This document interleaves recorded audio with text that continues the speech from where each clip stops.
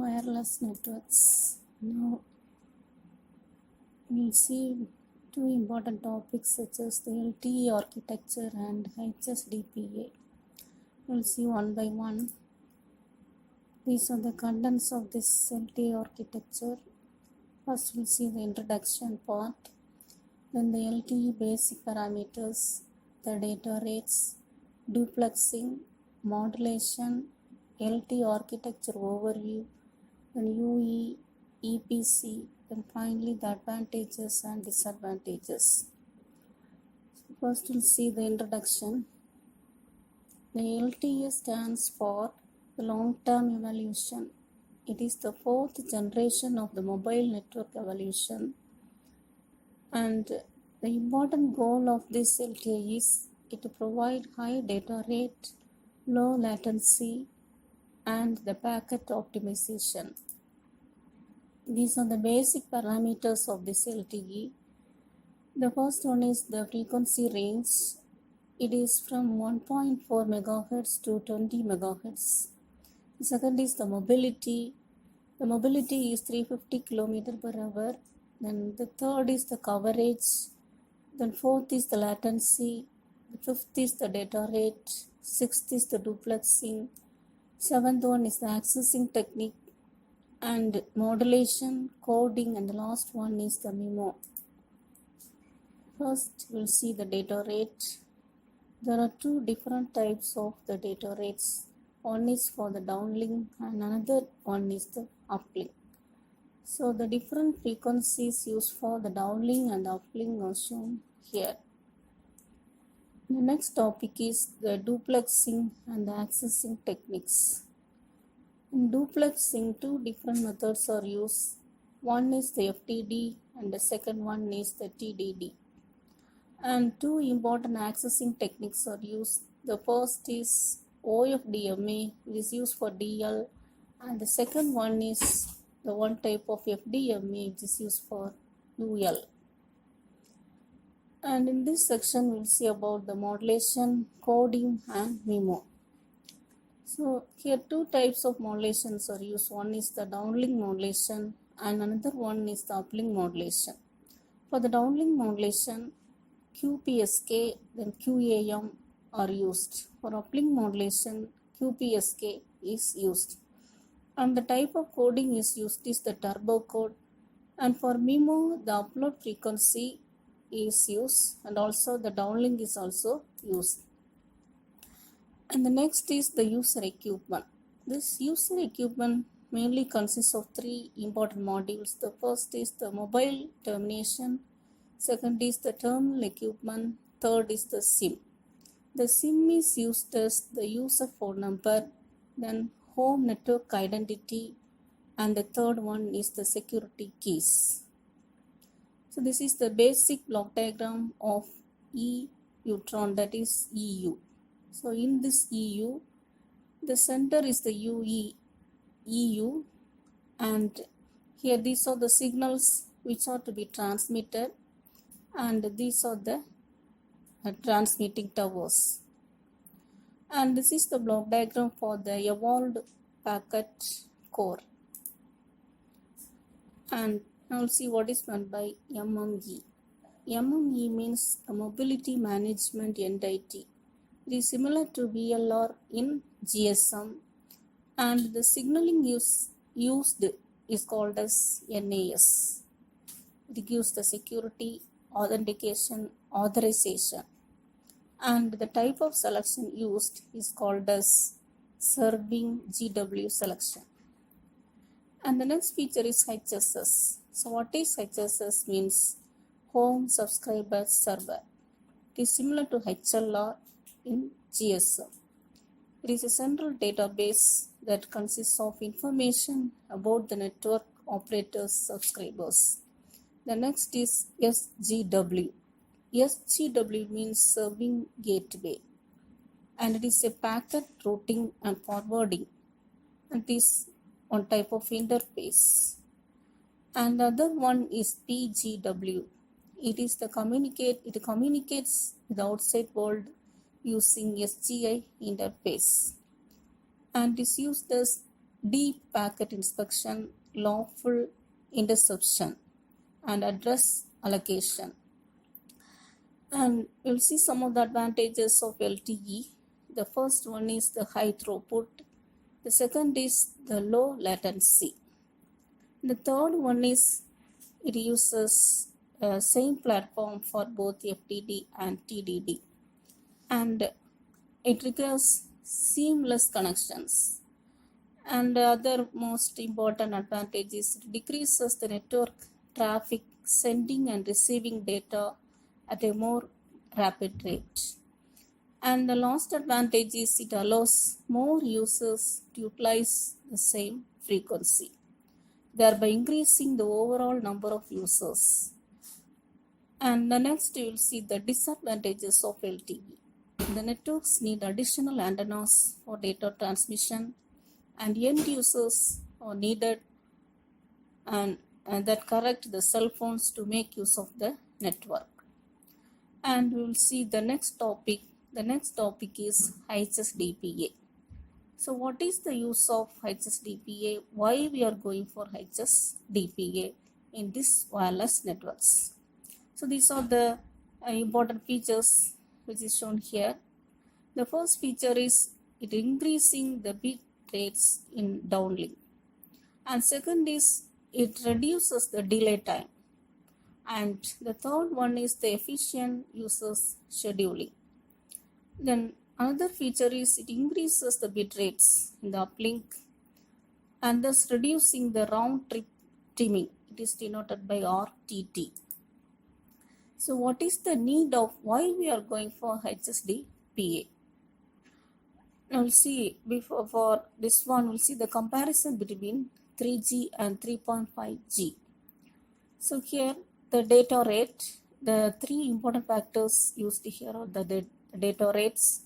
The data rate is increased from 2 megabits per second to 10 megabits per second, and modulation QPSK is changed to QPSK and 16 QAM, and here TTI is used. And under this we will see what is meant by multimedia broadcast or multicast service, that is MBMS. The broadcast and the multicast are methods for transmitting data packets from a single source to several destinations. So this is the definition, and the service definition is it is a unidirectional multi-to-multi-point service in which the data is transmitted from a single source entity to a group of users in a specific area. These are some of the benefits. Some of the benefits are it requires the multiple users can receive the same data at the same time. The second point is better radio resource utilization for the wireless operator, and high bandwidth application support. And another benefit is that is it supports two modes. The two modes are the broadcast mode and the multicast mode. Now we'll see what is meant by the broadcast mode and the multicast mode.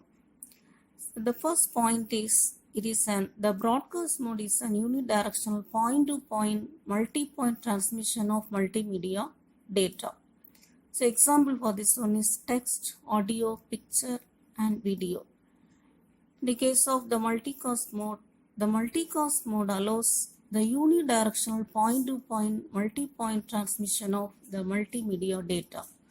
Example for this one is text, audio, picture, video from a single source point to a multicast group in a multicast service area. And a second point is the broadcast mode is intended to efficiently use radio network resources. For example, the data is transmitted over a common radio channel. And the last point, that is the last difference, is the data is transmitted in the broadcast service area as defined by the network, that is the home environment. But in the case of multicast mode, the network to selectively transmit to cells within the multicast service area which contain members of the multicast group. Now we'll see the important feature of this HSDPA. The important feature is hybrid automatic repeat request. So we will see what is done by a hybrid automated request repeat. That is the HARQ scheme. There are two different modules under this, that is the chase combining, and the second one is the incremental redundancy. Now we'll see the definition of the HSDPA. What is done by HSDPA? It is the high speed downlink packet access, and it is an enhanced 3G mobile telephony communication protocol. Now we'll see what is done by chase combining. Chase combining means it combines two different blocks to form a single block. That is, it will combine the data block and the retransmission block to produce a new block that is called as the accept data block. The advantage of this combining is it produces self-decodable and time diversity. The disadvantage is wastage of bandwidth. And next feature is incremental redundancy. That is, after combining the two blocks, the combined data it is given for the error detection. And there are two conditions under this. If there is an error, it is stored in the IR database. Otherwise, it is given to accept data block and then it is transmitted to the layers. The advantage of this one is it reduces the effective data throughput of a user and using this for another user. The disadvantage is it requires it is a non-self decodable. The next is FCS. What is meant by FCS? The fast cell site selection. It increases from 20 to 30% of the UE on the soft handover, and here high data rates can be achieved. Now we'll see what are the additional physical channels. The additional physical channels are the high speed physical downlink shared channel, that is HSPDSCH. Under this there are two links. The first one is the HS downlink shared channel, that is HSDSCH, and HS shared control channel, HSSCH. And the second one is called as the high speed dedicated physical control channel, HSDPCCH. The block diagram shows the general procedure for this one. That is, it contains two main blocks, that is the scheduling downlink packets, and then it is present at the source site, and the destination it is called as the packet reception. So in between this the data is transmitted. And this is the HSDPA evolution.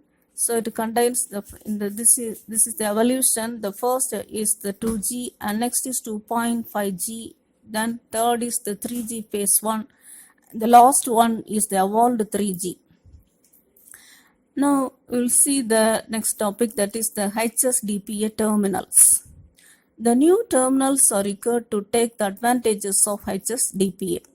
The important terminals are the PC cards, which will be the first on the market.